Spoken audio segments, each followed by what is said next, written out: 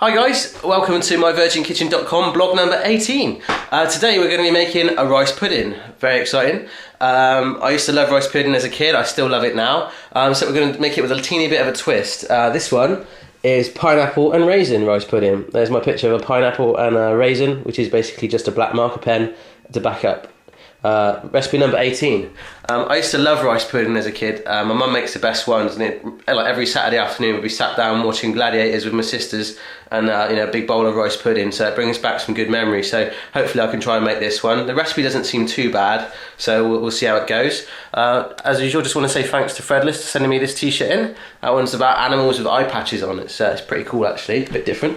All you're going to need for this one is a little bit of cinnamon, 100 millilitres of pineapple juice, 2 tablespoons of sugar, 500 millilitres of milk, 150 grams of pineapple we're going to cut up into chunks, a tin of evaporating milk or condensed milk, 2 tubs of raisins, so about a tablespoon or so, and 200 grams of basmati rice, which apparently I've got to wash it and soak it and leave it in cold water for a little bit. I don't know, it sounds weird, but I'm going to do that. But the first thing to do is to grill the pineapple, so we know that means George Foreman time. Okay, so all I've done is basically cut the pineapples up into chunks with using food scissors actually. It was kind of easier than a knife. Anyway, I don't know, I prefer scissors. Slapped them on the George Foreman. As I said, they're not going to take very long to cook. So in the meantime, I put some black lace on because it's got a pineapple reference in the song. Push pineapple, shake the tree. Anyway, as you can see, that's cooking away. They should be brown any minute now. So once they're done, we'll pull them out and get on with the rest of the recipe. All good. Okay, so the pineapple is so nearly done. So let's have a look. Wow, that's looking good. So what you need to do now is take that off your grill and then put it in a pan. So what I've done now, hey, the song just finished, that was good timing. Right, so you put in the pan, basically get your pineapple juice. You might be able to see there's a teeny bit of heat coming there. It's a medium pan, you're just going to put your pineapple juice in. I've got to stop doing that. I don't think I'm doing that right. I think I need to put the ingredients in the pan first, but never mind. Yeah, so your pineapple juice goes in there over a low heat, and you get your grilled pineapple off, chuck it in there with it, and you keep stirring it until all the pineapple juice is evaporated. Okay, probably not best to do what I just did and chuck the ingredients in a hot pan. I should have learnt that mistake from the truffles, but never mind. So there's my grilled pineapple. I'm just going to put it in with the pineapple juice, give it a stir around, and that's going to simmer, and hopefully most of the pineapple juice should evaporate. So it's going to make something called a compote, which I thought was what you put in your garden, but that's compost. This is going to be like a sauce that's going to go on the rice pudding ultimately, so it should work out pretty good. Right, so while that's simmering away, you can see that, it actually smells really good. It smells like I'm in the jungle, or I feel like the man from Del Monte at the moment. All you need to do is get your rice and fill it with some cold water. It's going to just sit in there for 10 minutes, apparently. I don't know why you have to do this, but you do. So I'm just going to fill that up. Yeah, so that's being filled up. Turn that off. Sit like that for 10 minutes.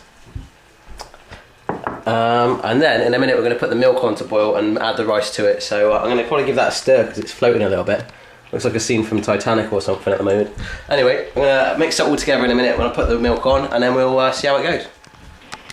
Okay, so I think I know why you put it in water now. That, as you can see, that water's gone really murky. So it's probably getting rid of all the rubbish that's on the rest of the rice. So it's going to make it nice and clean, I guess. So get yourself a clean pan and pour in your milk. You'll notice that this one isn't turned on this time, so I don't want to make an embarrassing sizzling noise. You're going to bring that milk to the boil, and then once it's boiling, you're going to add the rice. This is nearly done. It smells really good actually. Once that's all evaporated, I'm going to take that off the heat and leave it on the side to the cool. Okay. My milk's almost boiled, and well, there you go. Oh, that's blind. That's a bit high. That is. I'm going to turn that down. Ooh, blimey. Go down. Go down. Right. Yeah, that's boiling.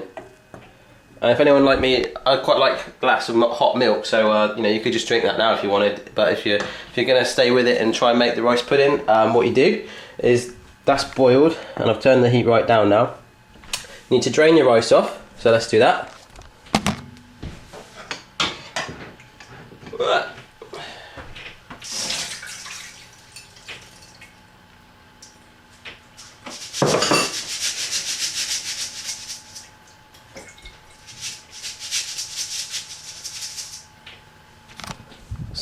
Okay, so that's drained off now. As you can hear, it's still uncooked, so you just chuck it in your pan with your milk and let that simmer all together. Good times. So as you just seen, I put the rice in the pan. It's starting to simmer a little bit now. I've just got to keep doing that. Keep stirring it a little bit until the rice is done, according to the recipe. Done. So when do you know it's done? I don't know. I'm just going to wait till it's soft, because at the moment it feels like I'm just stirring around like a saucepan full of rocks with milk on it.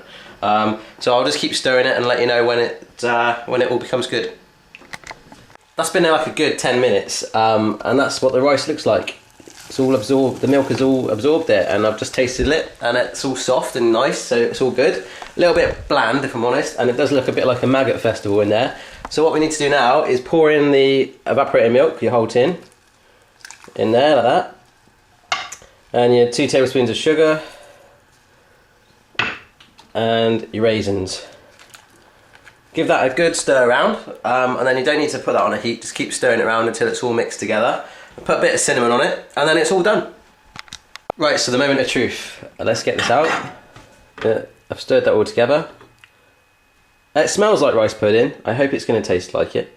I'm just going to put that in there. The rest I'm going to let cool down, and Phoebe is probably going to have that for pudding tonight. Let's put that in there.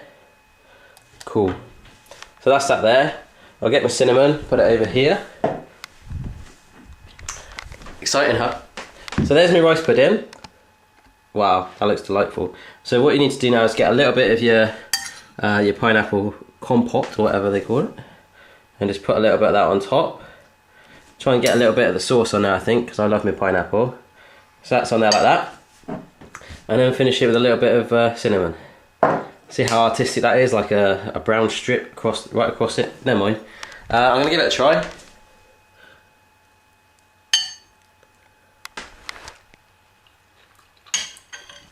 Oh wow, that's really good. Maybe not as good as my mum's, but it's getting there, and yeah, I'm pretty impressed with that. Anyway, why not give that one a try yourself, and let me know how you get on.